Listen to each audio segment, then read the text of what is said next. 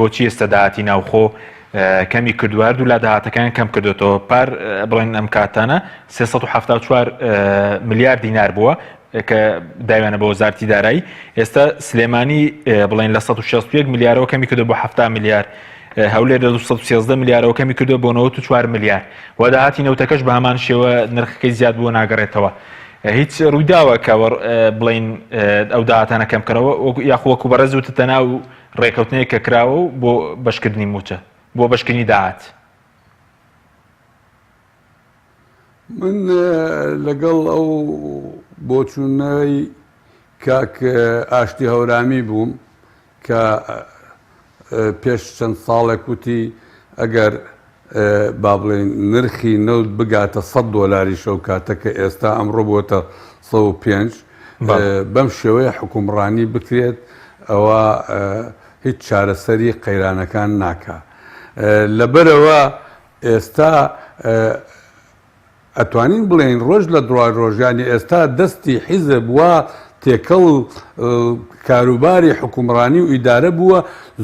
زۆر جیاوازی هەیە لە 10 ساڵی بەر لە ئێستا هەموو کارانەیە کرێت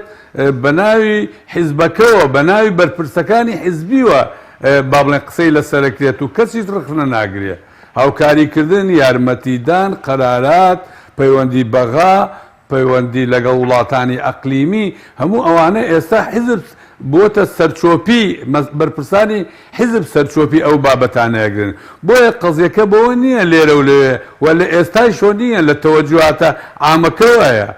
بەڕێز ئێستا بیری نەوتەیە لە هەرێمی کوردستان پێی دەوتێ بیری نەوتی فڵان کەس ئەوە لەکوێ لە چ ناوچەیەکە تۆ هیچ شەرم نەماوە طبعاً ئەمە یەکێکە ئەتوانین بڵێن لە پێناسەکانی گەندەڵی بەجددی کە ئێستا پڕ بە باڵای سیستەمی هەرێمی کوردستانەیە یعنی بابەتەکان بۆەوە نییە کە زۆر جار قسە لەسەرەوە کرێ ئەگەر ئەم خەڵکی کوردستانە بۆ لە 91 و لە 92 مامۆستا دەوامیە کرد بێ موچە و چکە قەناعەتی بە قۆناغەکە و تێکۆشانەکەی بوو قەناعەتی بە قەزیەکەی بوو ئێستا هێواش شێواش خەڵک ڕۆژ لە دوای ڕۆژ ئەمانە خەڵک بتمانەی بەم دەسەڵاتە نامێنێ خۆ ئینتیخاباتەکانی ڕابردووش ئیسپاتی کرد بۆەوە بەڵام مشکلە لەوەیە ئەم حکومڕانیە ئەم دەسەڵاتە با بڵێن دەرسی لێوەرناگرێتی یان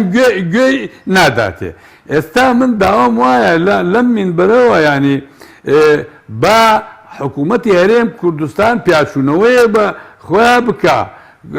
کۆ ببێتەوە ڕخنەیەک لە خۆی بگرێت تەماشا بکە بارودۆکی وەزعی کوردستان خەڵک چی بەسەر هاتووە ئێستا کاک دکتۆر هەندێ باسی هێنایە من تەماشای کرد بڕۆن ڕێژەی خۆسووتاندن تەماشایکەن یەکتر کوشتن تەماشاکەن بزان چەندێک زیادی کردووە هەمووی لە ئەنجامی قەیرانەکانی ئەم دەسەڵاتەیە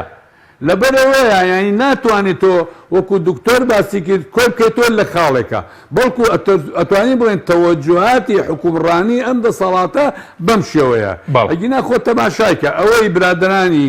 پارتی لەسەر یەکێتی ئەڵێ و ئەوەی یەکێتی لەسەر پارتی ئەڵێ لە دەربارەی بردن و تاڵانکردن و سەرانە وەرگرتن و ئەوانە خۆ هەردوو لایەن شاید حاڵ یەکتری قەناعەتیش وایە هەردوو لایەن ڕاستکەن لەبەرەوە قەزەیەک پەیوەندی بەوە نییە گومرکەکە کەمی کردی یا زیادی کرد ئەوەتان وەکو هەموو لایەکمان باسەکەن سعری نەوت گەیشتێتە $100 بەسەرەوە و بارودۆخی خەڵک هەروایە لەبەرەوەی جۆرێک نامونەظەمی هەیە جۆرێک لە گەندەڵی وازح و ڕوون هەیە جۆرێک لە بردننی قوت و موچە و ژیان و گوزەرانی خەڵکەیە بۆی کە هەموو چوارشەمەیەک دەبێت حکوومەت ئەنجومەنی وەزیران کۆبێتەوە پێ دوایەت بەیانی دەبێت چی بکەن لەبارەی موچەوە یاخود ئەگەر بیانەوە زیاتر موچە دابەش بڵین دواکەوێت دەبێت چی بکرێ بە بۆچوونی وەڕاز بە بڕوای من ینی حکوومەتی هەرێمی کوردستان کە کۆبوونەوەی هەفتانەی هەیە تەمان هەموو جارێ لەسەر بارودۆخی چەند لایەنێکی حکومڕانی حکوومەتداری قسە گفتوگۆوەکەن دیسان مشکلەکە لەوایە وەکو ڕۆژەی کە لاواڵەکان باسکرایەوە کە چوار سەرۆکایەتێکە کۆبوونەوە ڕاستە لە ئەنجامە گەیشتنە نەتیجەی بەڵام مشتومڕێکی گەورە لە نێوان خۆیان بوو مشکلەی گەورە لەوەیە ئەم ئەنجومەنی وەزیران کە کۆ بێتەوە دابەشە بن لە بینی با بڵێن دووسێ ڕاو بۆچوونی جیاواز هەندێک دیفاعەکە لەوە بارودۆخەکە هەندێک نقاش و ئەوانەیەکە و هەندێکیش بێدەنگە بێتەوە لەبەرەوە من پێم وایە ناتوانن چارەسەرێکی ئەو